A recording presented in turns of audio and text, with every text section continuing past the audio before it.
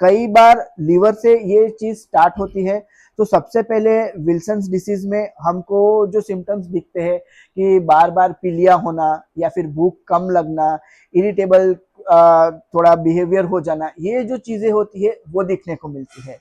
बाकी Wilson's disease के जो सिम्टम्स होते हैं वो बच्चों की उम्र के साथ हमको दिखाई देते हैं। अब जैसे हमने पहले बात किया कि नॉर्मल डिसीज और एबनॉर्मल में क्या कैसा अंतर होता है, तो मान लो कि विल्सन्स डिसीज में भी पेशेंट को पीलिया होता है और नॉर्मल हाइपर बिलिरुबिन भी होता है या फिर जॉन्डिस होता है, उसमें भी होता है। नॉर्मली जो जॉन्डिस होता है हम उसको ट्रीट करते हैं तो वो इजीली ट्रीटेबल होता है। जबकि विल्सन्स डिसीज का अगर ये जॉन्डिस हो रहा है तो उसमें क्या होगा कि नॉर्मल ट्रीटमेंट के बाद भी वो रिकरेंट होता रहेगा। यानी अगर आज ट्रीट किया है, जॉन्डिस ठीक हो गया, थोड़े दिनों के बाद या थोड़े महीनों के बाद फिर से वो रिकरेंट होता है। तो अगर ऐसा एक ही साल में 2 से 3 बार अगर हो रहा है तो फिर डॉक्टर को और जांच करनी चाहिए।